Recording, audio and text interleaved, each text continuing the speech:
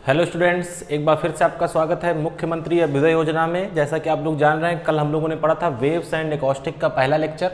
आज है उसका दूसरा लेक्चर। कल हम लोगों ने वेव्स के बारे में काफ़ी डिस्कशन किया था। हम लोगों ने देखा था कि टाइप्स ऑफ वेव क्या क्या होती हैं।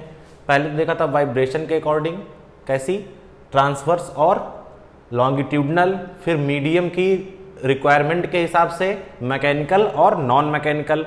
उसके बाद हम लोग देख रहे थे हार्मोनिक वेव्स और उसके बारे में हम लोगों ने काफ़ी चीज़ें पढ़ ली थी।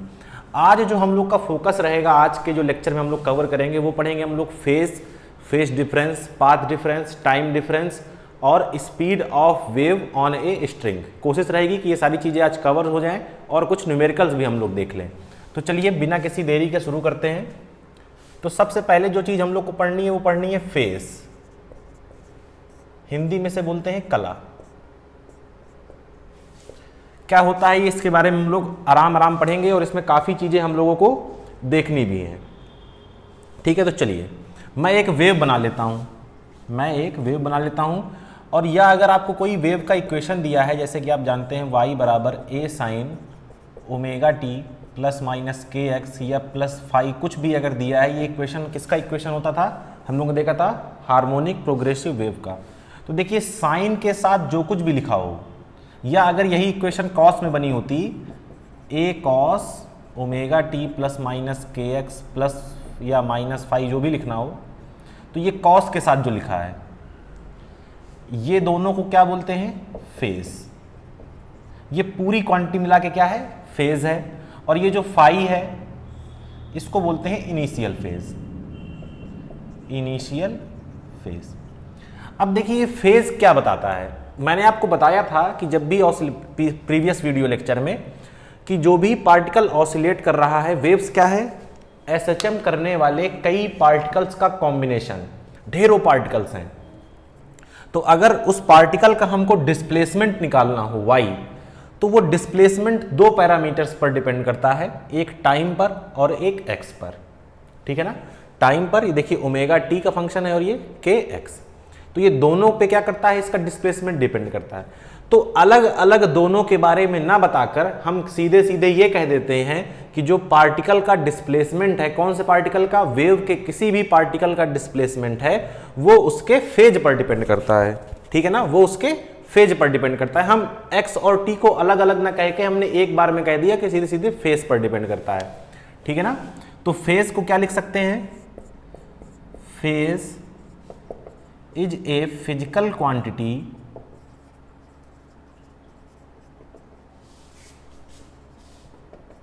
which gives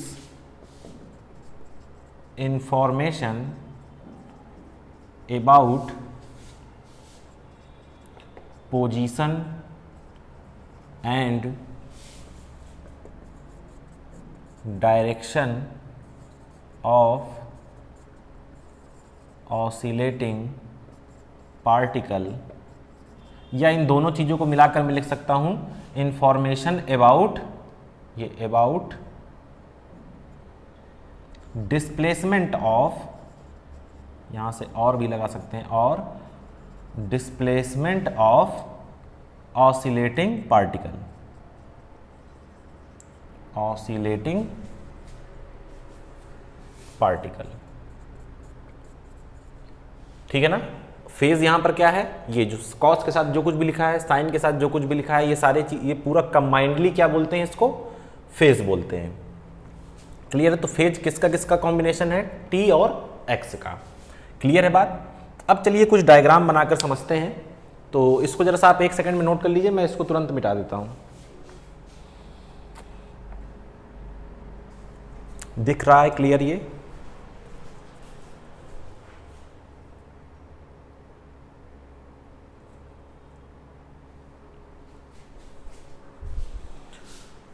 चलिए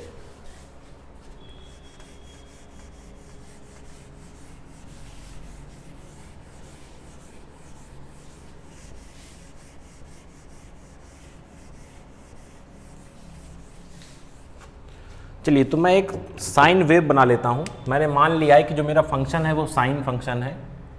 आप कॉस भी ले सकते हैं, कुछ भी ले सकते हैं, ये आपकी मर्जी पर डिपेंड करता है। तो चलिए एक मैं बना लेता हूँ साइन वेव।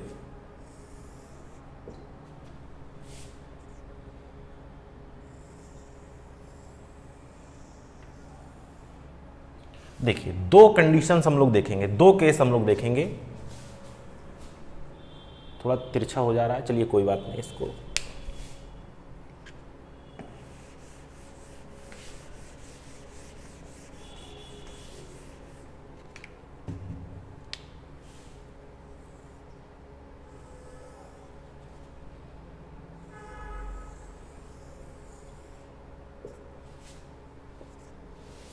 देखिए दो डिफरेंट एनालिसिस हम लोग करने वाले हैं। जैसे y बराबर क्या था, a साइन ओमेगा टी, मान लीजिए मैं माइनस के एक्स लिए हूँ, किस डायरेक्शन में जा रही है ये, पॉजिटिव एक्स में। आप जानते हैं कि जब t और x दोनों का जो ये फंक्शंस हैं, ये वाले जो प्रोडक्ट हैं, ये अगर दोनों सेम साइन के होते हैं तो वेव किस में मोशन करती है, निगेटिव एक्स में। दोनों अपोजिट होते हैं तो किस में करती है, पॉजिटिव एक्स में। मतलब एक प्लस का हो एक माइनस का हो। तो देखिए इसमें एक प्लस का एक माइनस का, ये चीज़ मैं प्रीवियस लेक्चर में आपको डिटेल में बता चुका हूँ। ठीक है, तो देखिए एक बार हम लोग x को फिक्स कर देंगे, t को वेरी कराएंगे, एक बार t को फिक्स कर देंगे, x को वेरी कराएंगे। तो ये दो केस होते हैं एग्जाम में। जो x बराबर, जो अब आपने x को फिक्स कर दिया, x को फिक्स करने का मतलब समझिएगा कि आपने पार्टिकल को पकड़ लिया। पार्टिकल को पकड़ने का मतलब है, हमने कहा x बराबर 2, तो आप x बराबर 2 पर आए, आपने कहा ये वाला पार्टिकल। मतलब केवल जो इस केस में हम स्टडी करेंगे वो केवल एक पार्टिकल की, इसको बोलते हैं video recording of A particle. जो एग्जाम में आपके क्वेश्चन देता है तो उस क्वेश्चन में बोलेगा कि video recording of A particle, तो आप समझ जाइएगा वीडियो रिकॉर्डिंग की जब भी बात कर रहा है तो x को फिक्स कर दिया है। दूसरा केस होगा स्नैपशॉट। स्नैपशॉट की जब बात करेगा मतलब फोटो खींच लिया। स्नैपशॉट की बात, फोटो खींचने का मतलब क्या है भाई, जिस समय आपने फोटो खींची तो अब वो फोटो तो हमेशा उसी तरह रहेगी, यानी कि टाइम फिक्स हो गया। तो पहला जो केस हम लोग देखने जा रहे हैं वो क्या है, video recording of A particle. तो मैंने अपनी सुविधा के लिए मान लिया है, क्या मान लिया है, सुविधा के लिए बताइए मुझे जरा सा। सुविधा के लिए मैंने मान लिया है कि x बराबर 0 वाले पार्टिकल को हम देख रहे हैं। ठीक है ना, x बराबर 0 वाले पार्टिकल को हम लोग देख रहे हैं। ये आपका क्या हो जाएगा, डिस्प्लेसमेंट हो जाएगा। यहां तक मेरे समझ से कोई दिक्कत नहीं होनी चाहिए। अब सीधी सी बात है, जब x आप 0 कर देंगे तो y किस पर डिपेंड करेगा, t पर। तो ये आपका क्या हो जाएगा, t। दिक्कत तो कोई है नहीं यहां पर आपको अभी तक। चलिए अब आप जानते हैं, क्या जानते हैं, देखिए ये फेज है आपका। ठीक है, मैं कोई भी दो रैंडम पोजीशंस ले रहा हूं, कोई भी दो रैंडम पोजीशंस, ठीक है ना। तो मैं माने ले रहा हूं कि φ1 जो है वो आपका क्या हो जाएगा, देखिए omega t1 minus K x. देखिए टाइम चेंज होगा, मान लीजिए किसी टाइम t1 पर जो फेज है आपका वो φ1 है, और किसी टाइम t2 पर जो फेज है वो φ2 है।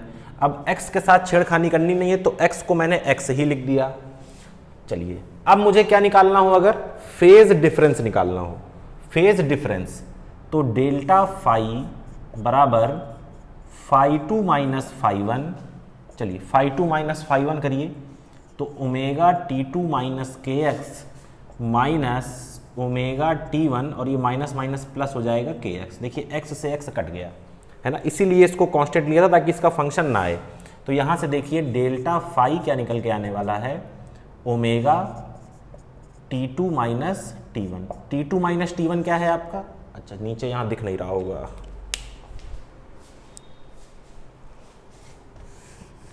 चलिए देखिए डेल्टा फाई, ओमेगा कॉमन लिया, t2 माइनस t1, तो डेल्टा फाई बराबर ओमेगा को मैं क्या लिख सकता हूं, 2 pi by capital T. Capital T क्या होता है, टाइम पीरियड, और ये डेल्टा टी। डेल्टा फाई क्या है, फेज डिफरेंस, ये टी क्या है, टाइम पीरियड, और ये डेल्टा टी क्या है, टाइम डिफरेंस। ठीक है ना, ये आपका एक फॉर्मूला निकल के आ गया, relation between phase difference and time difference.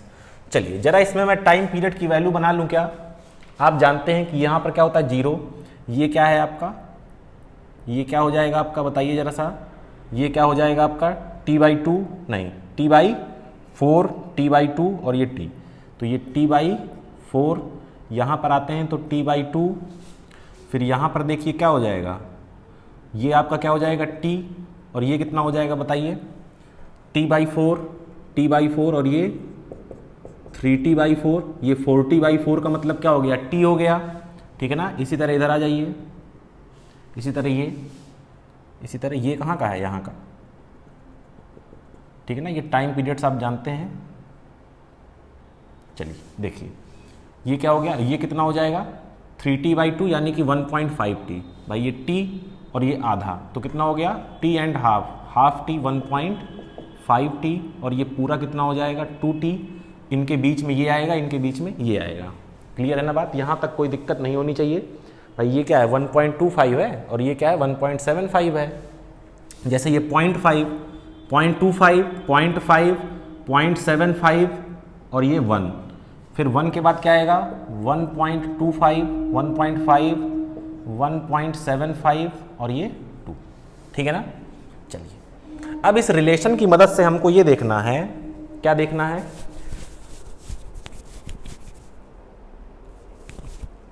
कि किस टाइम पीरियड के लिए, मान लीजिए कुछ रैंडम टाइम पीरियड्स हम लोग निकालते हैं और उसके लिए फेज डिफरेंस की वैल्यू देखते हैं। क्लियर है, कुछ रैंडम टाइम पीरियड हम लोग निकालते हैं, उसके लिए फेज की वैल्यू देखते हैं। तो चलिए और देखते हैं कि क्या हम लोग का जो रिजल्ट है वो मैच कर रहा है कि नहीं कर रहा है। तो चलिए मैं कुछ पार्टिकल्स के यहाँ नाम देने वाला हूँ। इसका नाम मैंने ए दे दिया, इसका नाम मैंने बी दे दिया, इसका नाम मैंने सी दे दिया, बी इसका नाम दीजिए जो है, ठीक है ना। देखिए इसका नाम ए हो गया, ठीक है, बी ऊपर सी नीचे। देखिए ए के बाद यहाँ पर बी, यहाँ पर सी, यहाँ नीचे डी, यहाँ ई, यहाँ एफ, यहाँ जी, यहाँ एच और यहाँ आई। चलिए देखिएगा कुछ यहाँ पर हम लोग एग्जांपल्स देख रहे हैं। चलिए देखिए, अगर मैं ए से बी की बात करूं, डेल्टा टी कितना है भैया, t/4 है क्या।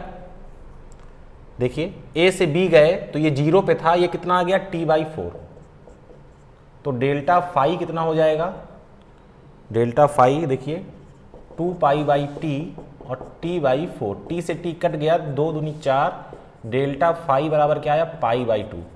अब देखिए आप साइन का फंक्शन बनाए हुए हैं, यानी कि साइन π/2, साइन π/2 क्या होता है 90, और साइन 90 की वैल्यू क्या होती है मैक्सिमम। और देख लीजिए बी पर वैल्यू क्या है इसकी मैक्सिमम, बी पर इसकी वैल्यू देखिए, फंक्शन की वैल्यू क्या हो रही है मैक्सिमम हो रही है। और आप जानते हैं कि साइन π/2 मैक्सिमम कहाँ होता है, साइन मैक्सिमम कहाँ होता है π/2 पर। तो देखिए ये π/2 पर मैक्सिमम है, जब क्या है आपका phase difference, sorry time difference कितना है t/4 का। चलिए और देख लेते हैं, और उठा लीजिए, किसको उठाएंगे, सी को उठा लीजिए और टी, सी को उठा लीजिए और ई को उठा लीजिए। चलिए सी ई, अब बताइए सी ई के बीच में, सी ई के बीच में कितना टाइम पीरियड है। देखिए ये टी है, ये t/2 है, तो कितना बचेगा t/2 बचेगा क्या, t/2 बचा। चलिए तो डेल्टा फाई देखिए कितना हो गया 2π/t, t/2, 2 से 2 मरा, t से t मरा, डेल्टा फाई बराबर पाई। अब बताइएगा मुझे साइन पाई क्या 0 होता है, साइन 0 0 होता है और साइन पाई भी 0 होता है। तो देखिए कहाँ पर है ये, 0 पर है कि नहीं, मिनिमम पर है कि नहीं, मीन पर है कि नहीं। भाई साइन की वैल्यू क्या होती है -1 और +1 के बीच में फ्लक्चुएट करती है, और ये क्या होता है 0। समझ रहे हैं कि नहीं समझ रहे हैं। तो ये साइन कितना आया है 180, कितना हो गया 0। चलिए और दिखाएं आपको कुछ, चलिए किसको देख लेना है आपको, चलिए इसको देख लीजिए, बी से डी चलते हैं। चलिए बी से डी चलते हैं, तो बी से डी डेल्टा टी, बी से डी कितना हुआ देखिए, ये t/4 है तो ये t/2 है, t/2 यहाँ से मिला, t/2 यहाँ से मिला, तो ये कितना हो गया आपका t/4, ये भी हो जाएगा t/4, ये भी हो जाएगा, ठीक है ना। तो इन दोनों के लिए क्या आएगा आपका मैक्सिमम t/4, t/2 होगा ना। ये देखिए ये यहाँ से गए तो कितना हुआ t/4 इन दोनों के बीच में, और इन दोनों के बीच में फिर से कितना t/4, तो टोटल कितना हो गया t/2।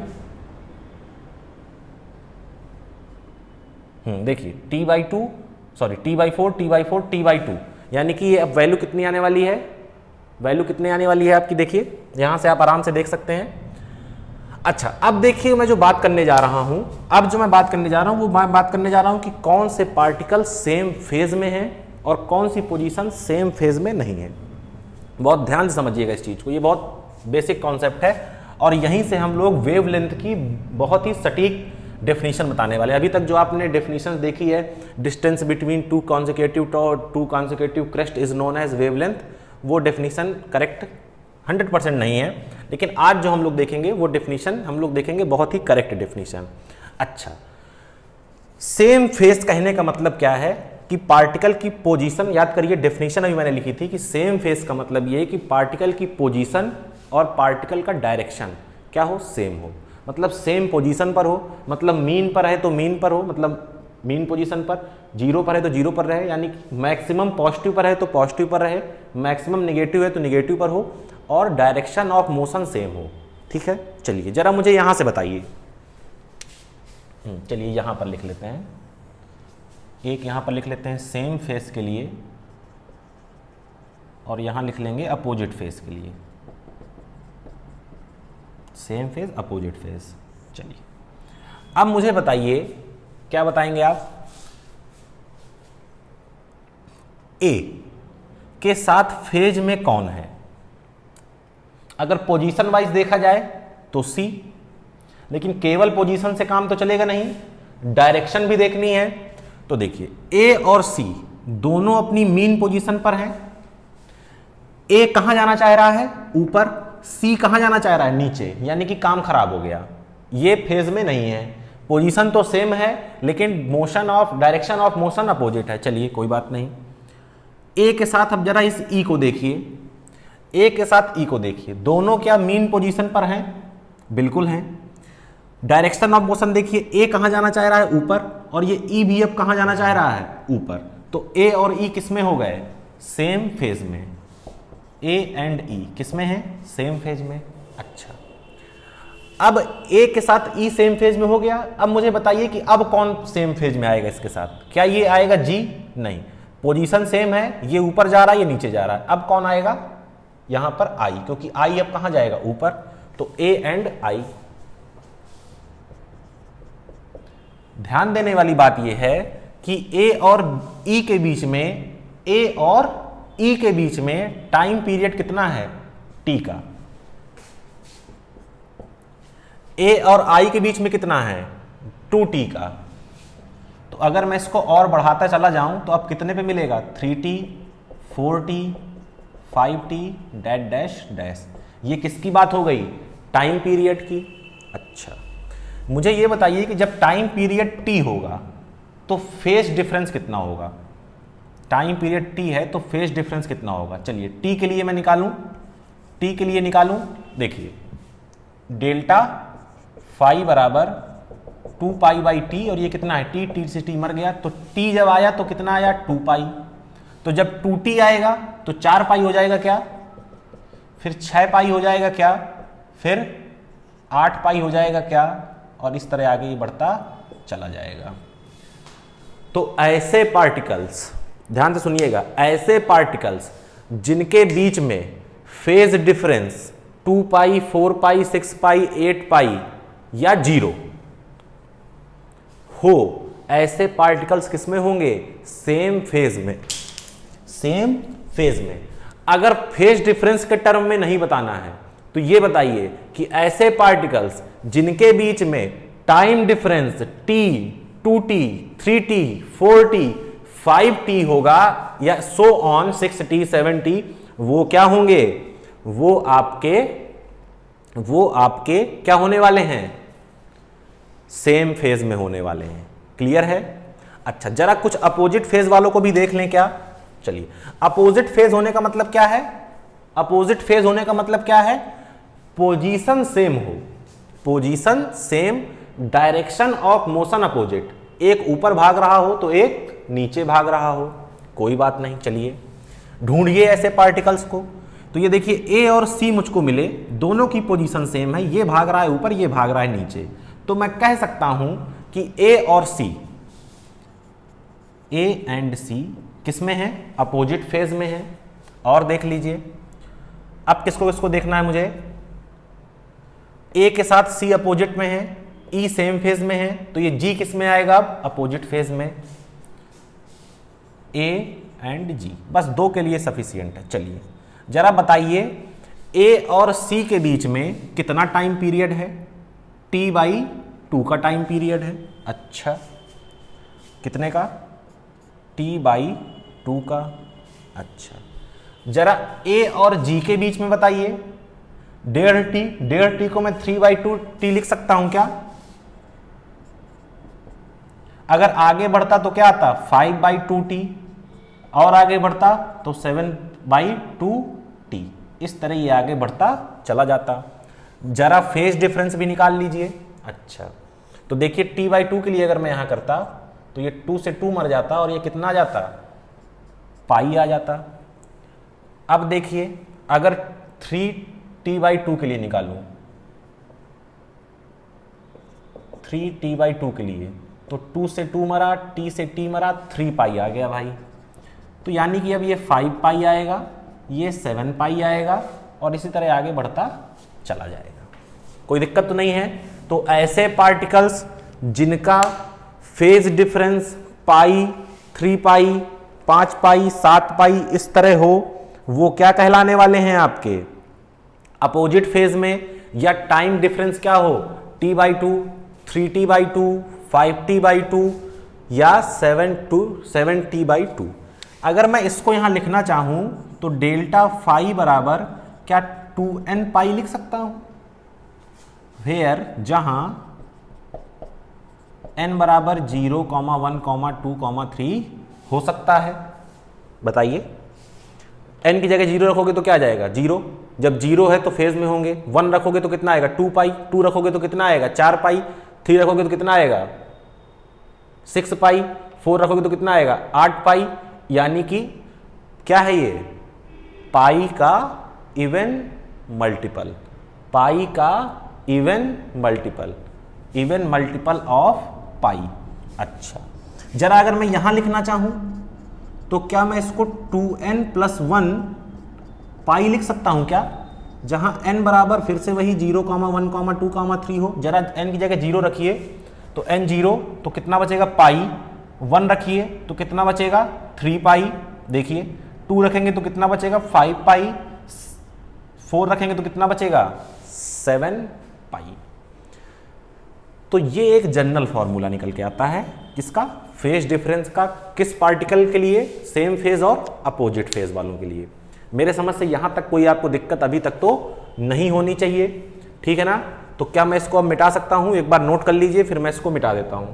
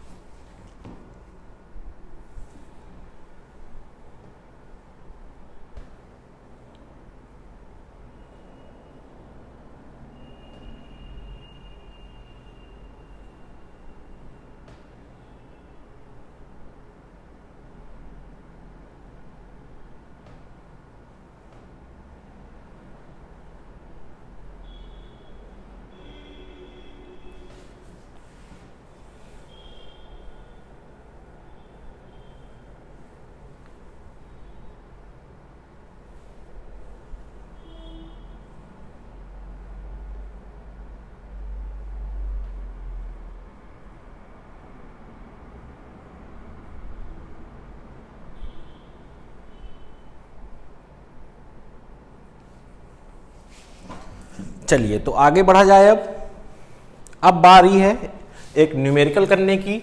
उस न्यूमेरिकल को करने के बाद हम लोग देखेंगे फेज डिफरेंस और पाथ डिफरेंस के बीच में भी रिलेशन, यानी कि दूसरा case snapshot of A particle. एक इसका बेसिक क्वेश्चन कर लेते हैं, थोड़ा आपको गेस मिल जाएगा कि क्वेश्चन अटेम्प्ट कैसे करना है या कैसे आगे बढ़ना है। चलिए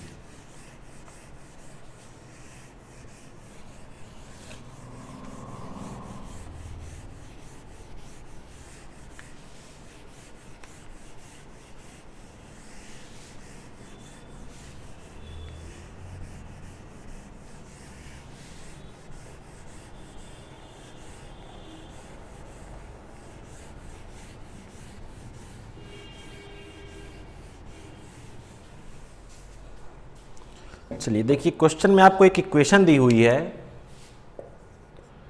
y बराबर 0.02 sine 2 pi t upon 12 minus x upon 5। आपसे कह रहा है find the difference in time, find the difference in time between two positions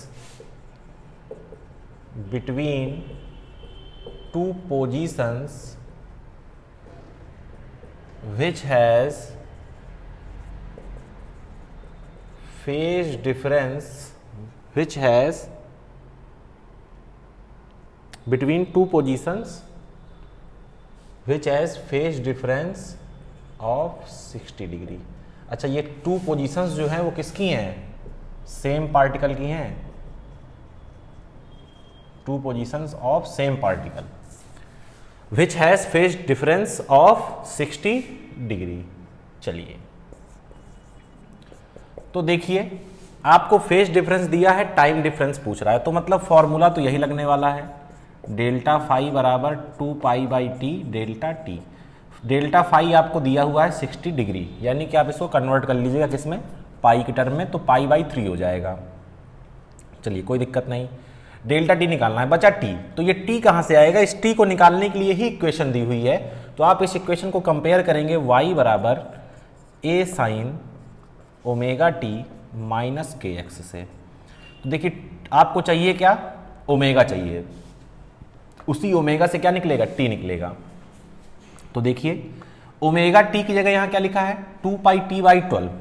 तो ओमेगा टी बराबर 2 पाई टी बाई 12। देखिए 2 पाई से यहां मल्टीप्लाई भी होगा ना, तो टी से टी तो मर गया।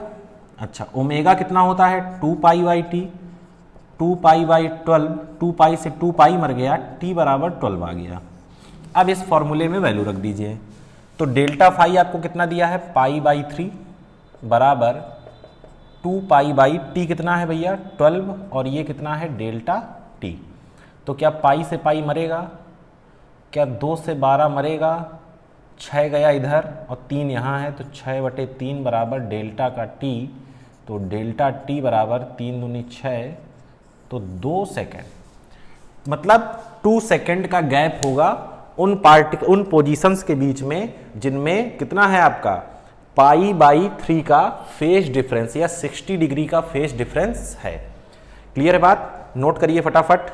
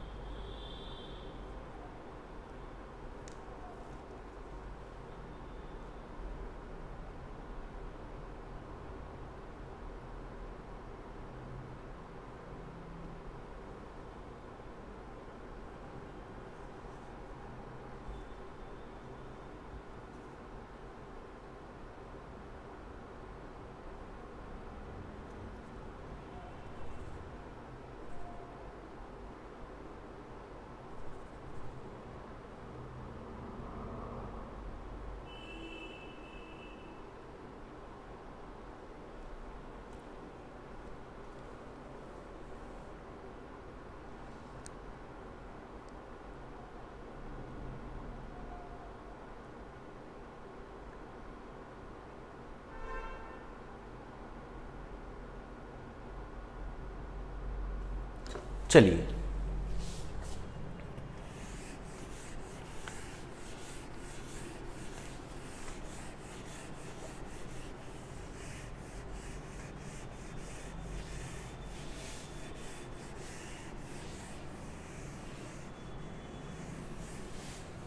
अब देखिए, मैं पहले आपको बताता हूं कि वेवलेंथ की डेफिनेशन क्या है, क्योंकि आपने फेज पढ़ लिया है।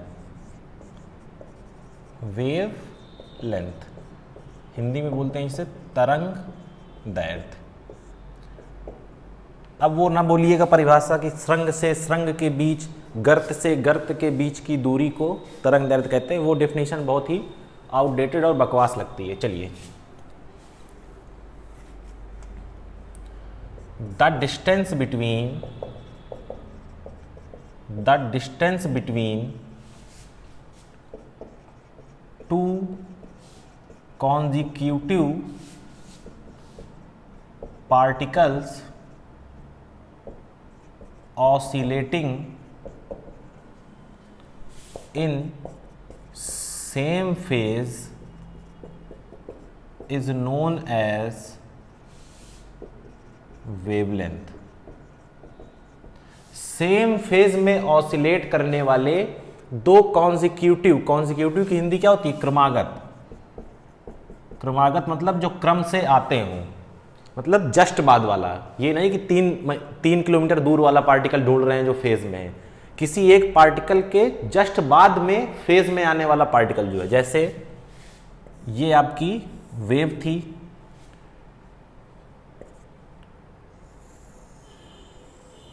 तो आपने देखा था कि ये पार्टिकल और ये पार्टिकल किस में थे? फेज में थे। क्यों? Position same, motion of direction of motion भी सेम, दोनों कहाँ जा रहे हैं? ऊपर। तो ये वेवलेंथ कितनी हो जाएगी? ये दूरी कितनी हो जाएगी? लैम्डा। और यही क्या है? वेवलेंथ। जरा इसको और इसको देख लीजिए, दोनों फेज में हैं, यहाँ से यहाँ तक, तो डिस्टेंस कितनी हो जाएगी आपकी? देखिए ये डिस्टेंस कितनी हो जाएगी? लैम्डा।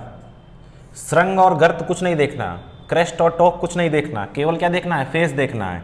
जैसे इसको देखिए, पोजीशन क्या है इनकी? मैक्सिमम। कहाँ आना चाह रहे हैं? ये भी नीचे आना चाह रहा है, ये भी नीचे आना चाह रहा है, तो ये कितना हो गया? ये भी हो गया लैम्डा। और देखना है, कहाँ का देखेंगे? चलिए इसको देख लीजिए और इसको देख लीजिए, ये भी क्या हो गया? लैम्डा। 2500 लैम्डा लिख सकते हैं आप जो है। कोई श्रृंग और गर्त की, कोई टो और क्रेस्ट की जरूरत नहीं है, केवल क्या देखना है? फेज देखना है। सेम फेज है लैम्डा, सेम फेज है लैम्डा। बात क्लियर है ना? ये यहाँ से यहाँ तक की डिस्टेंस लिखी थी मैंने पहले ऊपर, फिर ये स्टॉप से स्टॉप की, ये यहाँ से यहाँ की, ये सब क्या है? लैम्डा है। क्लियर है बात? अगर ये लैम्डा है पूरी यहाँ से यहाँ तक की, तो ये आधी कितनी हो जाएगी? λ/2। और ये कितनी हो जाएगी? λ/2। इसी तरह आगे आप मूव कर सकते हैं।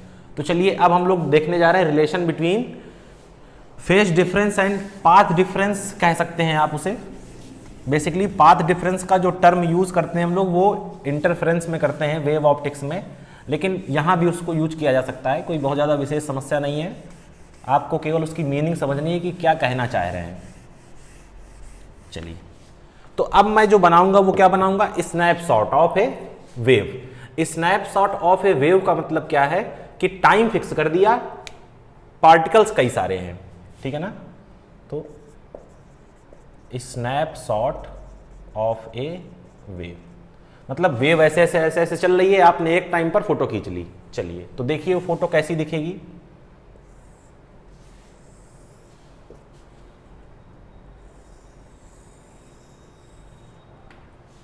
अब यहां क्या होगा? y, और यहां अब क्या होगा? x होगा। क्लियर है ना? चलिए, अब आप जानते हैं इक्वेशन क्या है? y बराबर a sine omega T minus का kx। सही है कि नहीं? बिल्कुल सही है, ठीक है ना? चलिए, तो अब फिर से मैं वही निकालने जा रहा हूं। फेज डिफरेंस मुझको निकालना है, तो मैं क्या निकालूंगा? पहले वाले का फेज, दूसरे वाले का फेज। चलिए निकाल लेते हैं, कोई दिक्कत नहीं है। तो अगर मैं यहाँ पर φ1 लिखना चाहूँ तो क्या लिख सकता हूँ? ओमेगा टी भैया सेम है, अब माइनस के x1 लिख सकता हूँ। अगर φ2 लिखना चाहूँ तो ओमेगा टी माइनस के x2 लिख सकता हूँ। अगर φ2 माइनस φ1 लिखना चाहूँ तो omega T minus K X two minus omega T plus K X one, omega T से ओमेगा टी कैंसिल होने वाला है, phi two minus phi one को हम लोग डेल्टा फाई लिखते आए हैं। यहाँ से आप क्या कॉमन ले सकते हैं, के को कॉमन ले सकते हैं, तो X one minus X two आ जाएगा और डेल्टा फाई बराबर क्या आने वाला है, के डेल्टा एक्स।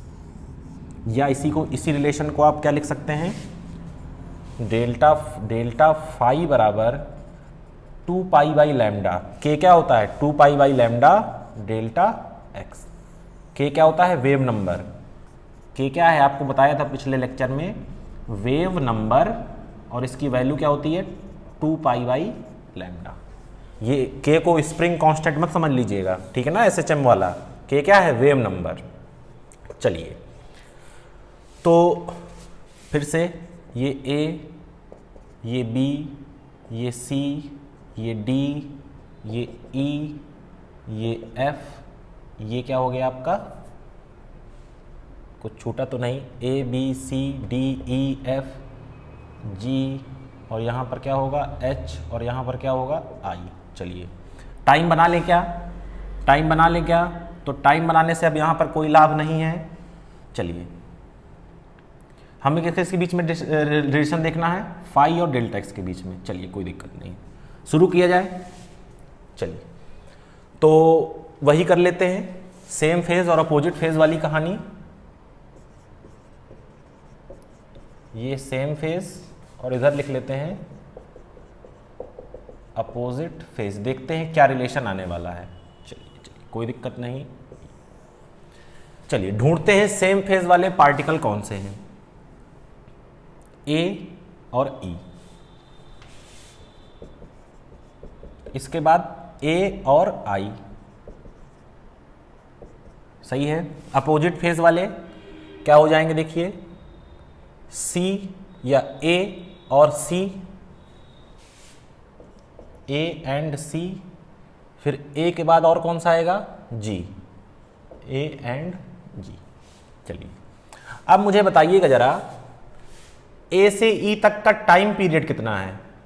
ए से ई तक का टाइम पीरियड टी होगा, एक फुल साइकिल है ये भाई, ये टी बाई टू होगा, ये कितना होगा टी, ये कितना होगा 3t/2, ये कितना होगा 2t। अच्छा चलिए जरा ए से ई तक का टाइम पीरियड कितना हुआ, टी, ठीक है ना। तो चलिए इधर लिख लेते हैं, टाइम पीरियड कितना है, डेल्टा टी बराबर टी।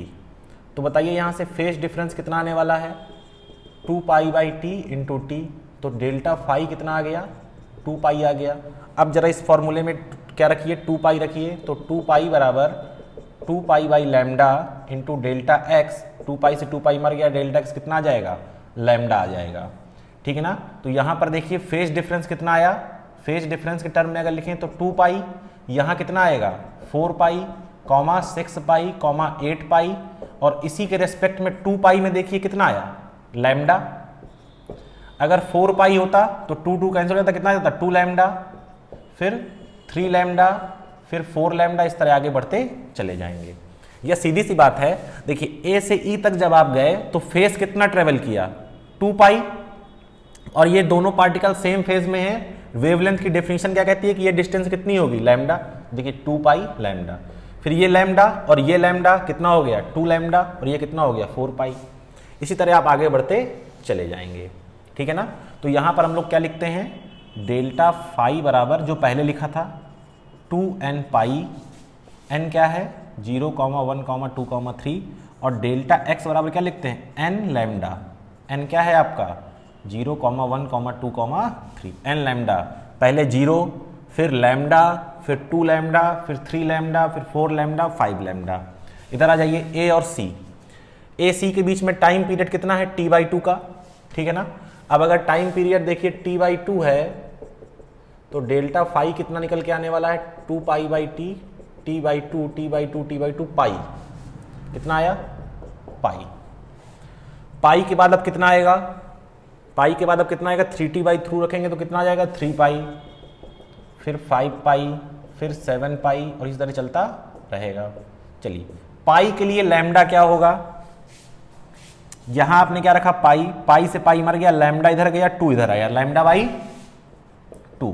फिर यहाँ क्या आ जाएगा 3 लैम्डा बाई 2, यहाँ 5 लैम्डा बाई 2, यहाँ 7 लैम्डा बाई 2। तो मैं देखिए क्या लिख सकता हूँ फेज डिफरेंस को, फिर से वही 2n प्लस 1 पाई, 2n प्लस 1 पाई, ठीक है ना, जहाँ n क्या है 0, 1, 2।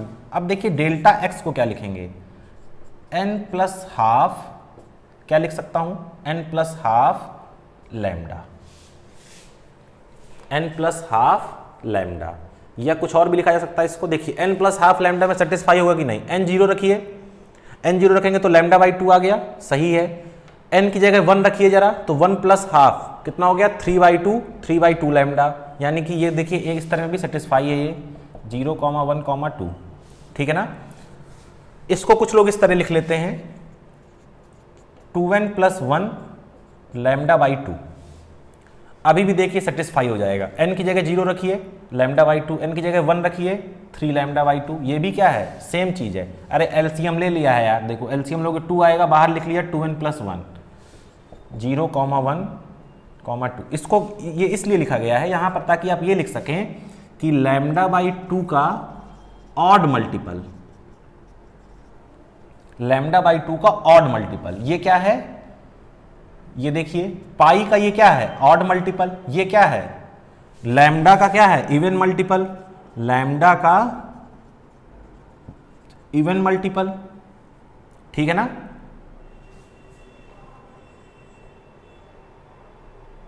नहीं, लैम्डा का इंटीजर मल्टीपल,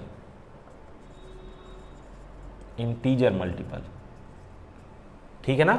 ये क्या है लैम्डा का ऑड मल्टीपल, ठीक है ना। 1 आ रहा है, 1 लैम्डा बाई 2 का क्या आ रहा है 1 आ रहा है, फिर 3 आ रहा है, 5 आ रहा है, ये क्या है सही है, ये क्या है इंटीजर मल्टीपल है, क्लियर है ना। तो ये आपकी रिलेशन, दो रिलेशन निकल के आए आपके पास, कौन कौन से हैं, पहला डेल्टा फाई बराबर 2 pi by T delta T, और दूसरा निकल के आया डेल्टा फाई बराबर 2 पाई बाई लैम्डा और डेल्टा एक्स, ठीक है। ये दो रिलेशन आपके पास निकल कर आ चुके हैं, नोट डाउन कर लीजिए इसको, इसका भी एक न्यूमेरिकल देख लेंगे उसके बाद आगे बढ़ेंगे।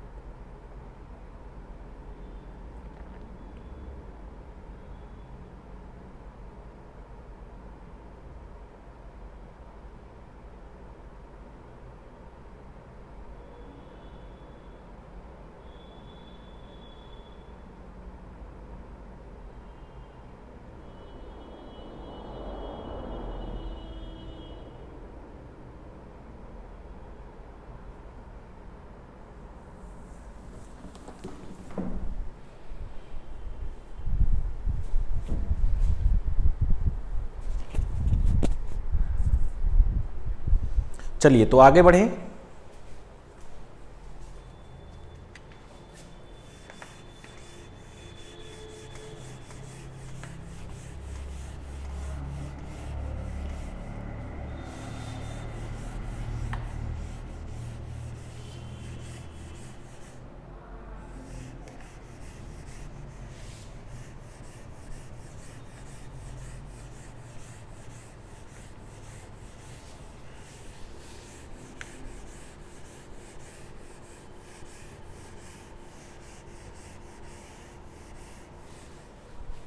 चलिए, तो क्वेश्चन इस बार आपसे कह रहा है y बराबर दिया है आपको, वही क्वेश्चन है 0.02 sine 2 pi t by 12 minus X by 5। Clear है? कह रहा है find phase difference between two points 2.5 centimetre apart. ठीक है ना? एट सेम टाइम, टाइम यहां पर क्या होगा? सेम होगा, एट सेम टाइम। ठीक है ना? इस बार आपसे क्या पूछा है? फेज डिफरेंस आपको दिया क्या है? Path difference. कोई दिक्कत तो नहीं है अभी, यहां तक कोई दिक्कत आपको नहीं होनी चाहिए। क्लियर है बात? चलिए, तो बस सबसे पहला काम कंपेयर कर लीजिए। तो y बराबर a sine omega T minus K x से कंपेयर करेंगे तो देखिए के एक्स का क्या टर्म आएगा? 2 pi X by 5, 2 pi X by 5, X से एक्स मरा, के क्या होता है? 2 पाई बाई लैम्डा बराबर 2 पाई बाई 5, तो लैम्डा बराबर 5 आ गया। क्लियर है? चलिए, अब आप रिलेशन जानते हैं कि डेल्टा फाई बराबर 2 pi by lambda delta x, तो डेल्टा फाई बराबर 2 पाई, डेल्टा एक्स कितना दिया है? 2.5, और ये कितना है? 5, डेसिमल हटाया, 0 बढ़ाया, 25, और 2 से 2 क्या हो जाएगा? मर जाएगा, क्या आ जाएगा? ये पाई। तो फेज डिफरेंस कितना आ चुका है आपका? पाई आ चुका है। यहां तक तो कोई दिक्कत नहीं होनी चाहिए मेरे समझ से, नोट कर लीजिए इसे।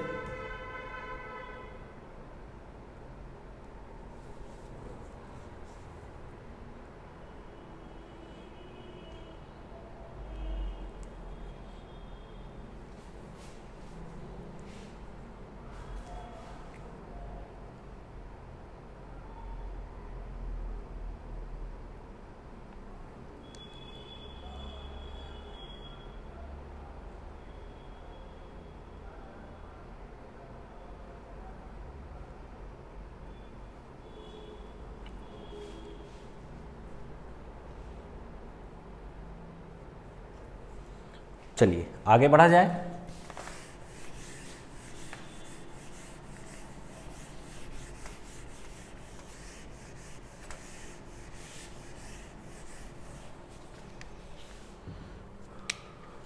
नेक्स्ट हेडिंग दीजिएगा speed of A wave on string, या इसी को रोप, रस्सी या कोई तार। ये फॉर्मूला जो निकल के आएगा इसको और कहीं ना लगाइएगा, यहीं लगाइएगा केवल।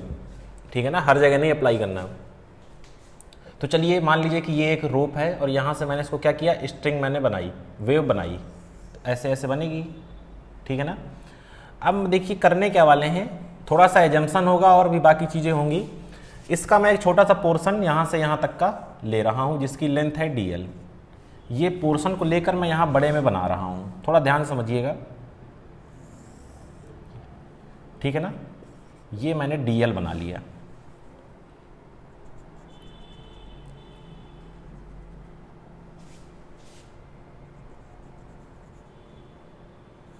ये थीटा और ये थीटा।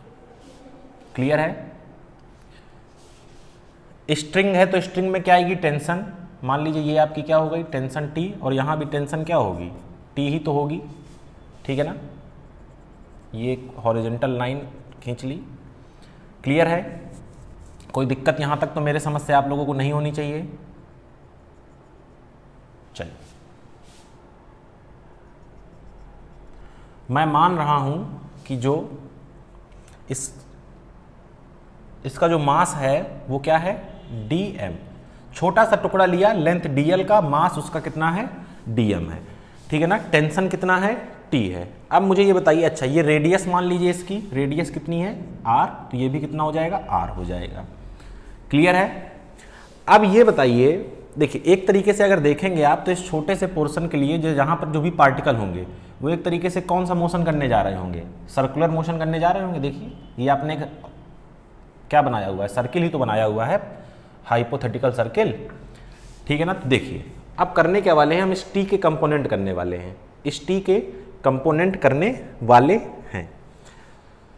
चलिए तो ये बताइए कि ये थीटा है तो ये भी थीटा होगा, और ये थीटा है तो ये भी थीटा होगा, तो यहाँ क्या जाएगा टी कॉस थीटा, और यहाँ क्या जाएगा टी साइन थीटा। इसी तरह यहाँ देखिए ये थीटा है तो ये थीटा, और ये थीटा है तो ये थीटा, यहाँ क्या गया टी कॉस थीटा, और यहाँ क्या गया टी साइन थीटा। अब देखिए टी कॉस थीटा और टी कॉस थीटा एक दूसरे को क्या करने वाले हैं, कैंसिल करने वाले हैं, कोई दिक्कत तो नहीं है।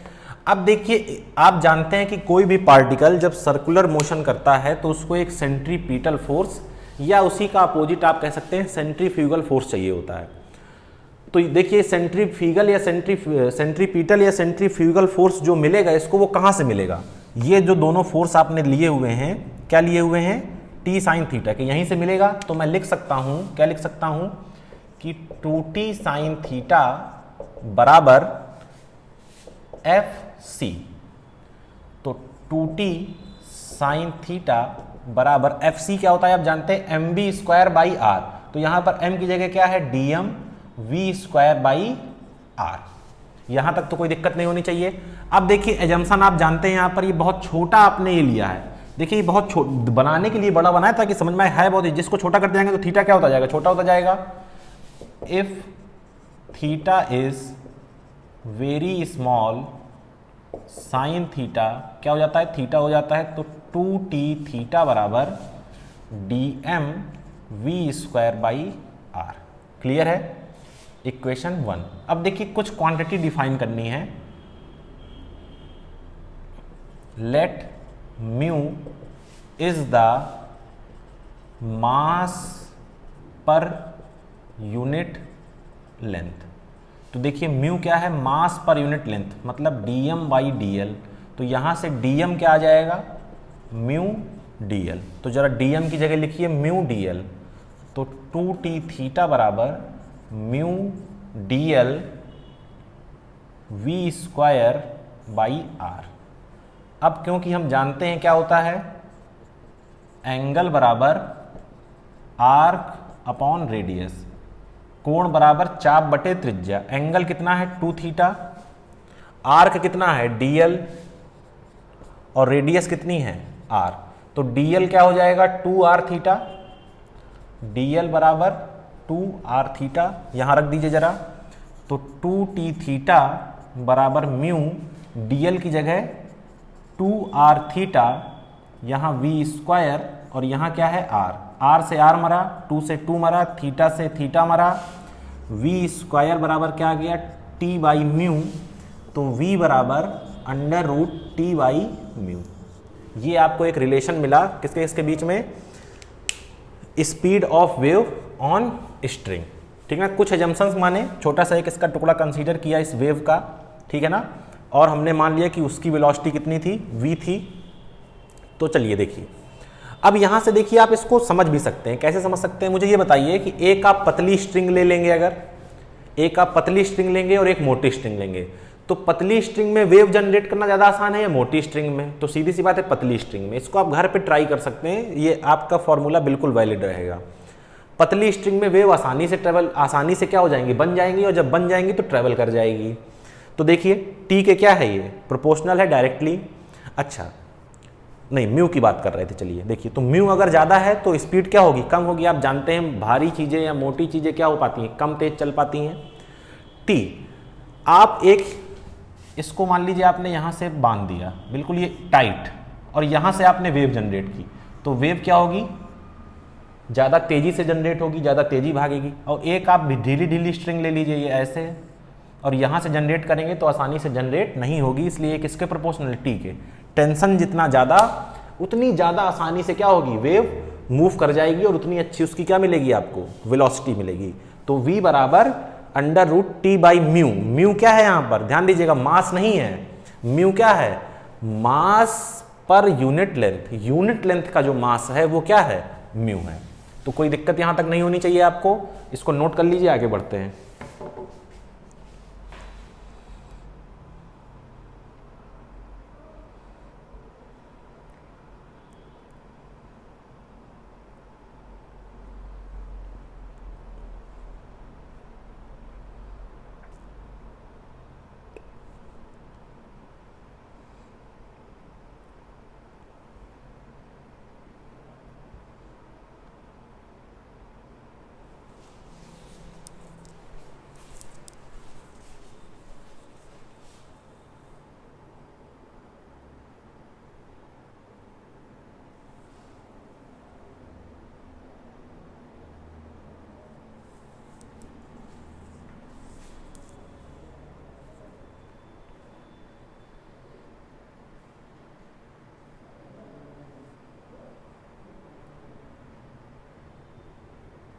चलिए, तो इस पर आधारित एक दो क्वेश्चन कर लिए जाएं क्या। चलिए, तो इसको मिटा देते हैं।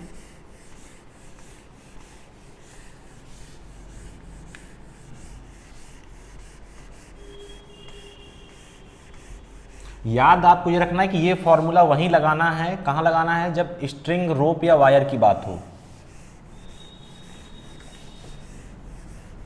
कोई पूछे स्पीड ऑफ वेव, तो ये फॉर्मूला हर जगह नहीं बता देना है, कहां बताना है, जब रोप स्ट्रिंग की बात होगी।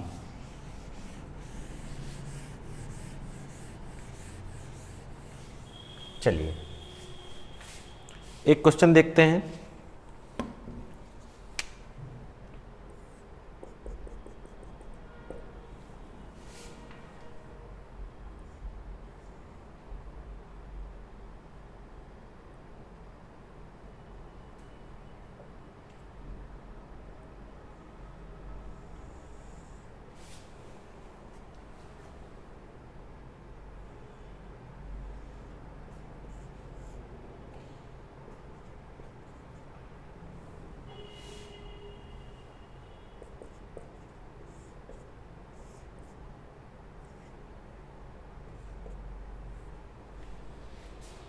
ठीक है, देखिए कह रहा है कि ये देखिए, ये एक यहाँ पर पल्स जनरेट हुई है। देखिए वेव में होता क्या है, आपने एक वेव जनरेट की, अब वही वेव आगे बढ़ती चली जा रही है। वही जो पल्स है वो कहाँ जा रही है, यही पल्स अब कहाँ जाएगी, आगे, तो ये नीचे आ जाएगी, फिर ये आगे, ये नीचे, इसी तरह वेव बनती है। ये मैंने आपको कल बताया था। आपसे पूछ कह रहा है अगर आपको दिया है g बराबर 10 मीटर पर सेकेंड स्क्वायर, देन कह रहा है find the time taken by wave या taken by pulse to reach A from O. इस ओ से ए तक इस पल्स को पहुंचने में कितना समय लगने वाला है। चलिए, कोई दिक्कत नहीं है। तो देखिए, नीचे इसका वेट क्या लगेगा, mg, और ऊपर क्या लगेगी, टेंशन। तो सबसे पहले आप क्या निकालेंगे सॉल्यूशन में, T बराबर mg से इसकी टेंशन, तो m कितना है 10, g कितना है 10, कितना आ गया, T बराबर 100 न्यूटन। आया कि नहीं आया, T बराबर 100 न्यूटन आ चुका है। इस स्ट्रिंग के लिए आपको म्यू बराबर दिया है 10 ग्राम पर मीटर, 10 ग्राम पर मीटर दिया हुआ है। क्लियर है ना। चलिए, तो अब आप क्या इसकी स्पीड निकाल सकते हैं, v बराबर under root T by mu से। तो v बराबर अंडर रूट टी 100, म्यू कितना है 10 ग्राम पर मीटर, तो इसको किलोग्राम में बदलेंगे तो 10 की घाते -3। तो देखिए v बराबर 100, ये कितना बचेगा, 10 की घाते -2 ऊपर जाएगा, 10 की घाते +2 यानी कि 100। तो v कितना आ गया, 100 मीटर पर सेकेंड। यानी कि ये जो इसकी पल्स है, इसकी जो स्पीड है वो 100 मीटर पर सेकेंड है। आपको टाइम पूछ रहा है, तो आप जानते हैं क्या होता है टाइम। देखिए, आप जानते हैं चाल बराबर दूरी बटे समय। तो समय बराबर क्या हो जाएगा, दूरी बटे चाल। हो जाएगा कि नहीं हो जाएगा, बताइए। चाल बराबर दूरी बटे समय होता है कि नहीं होता। तो समय बराबर क्या हो जाएगा, दूरी बटे चाल। कितनी दूरी तय करनी है, 10 मीटर।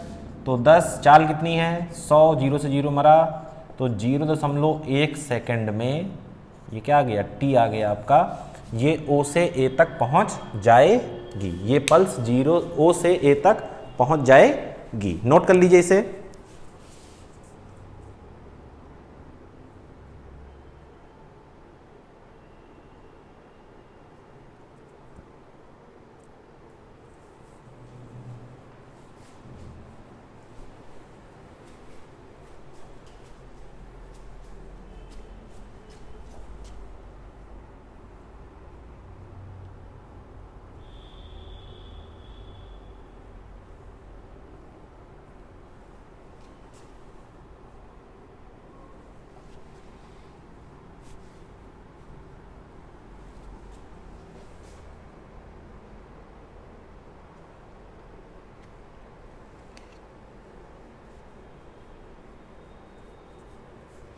चलिए देखिए, जो भी हम लोग क्वेश्चन कर रहे हैं ना, उसमें एक एजम्पशन लेके चल रहे हैं कि जो टेंशन टी है वो कांस्टेंट है, ठीक है ना। ये एजम्पशन हम लोग लेके चल रहे हैं। अगर ये कांस्टेंट नहीं होगा तो वैल्यू में बहुत नॉमिनल चेंज आ जाएगा, बहुत ही छोटा चेंज, इसीलिए हम उसको नेग्लेक्ट कर देते हैं।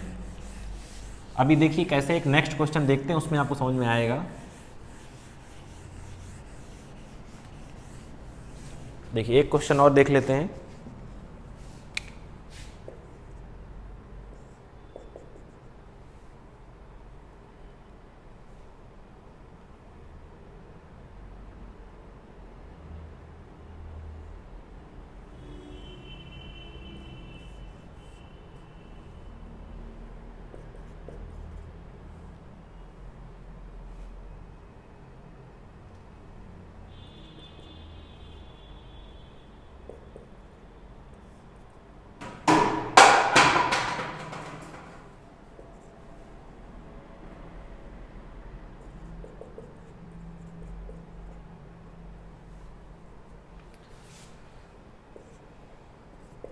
फिर से वही है, पूछ रहा है find the time taken to reach A from O. किसके लिए?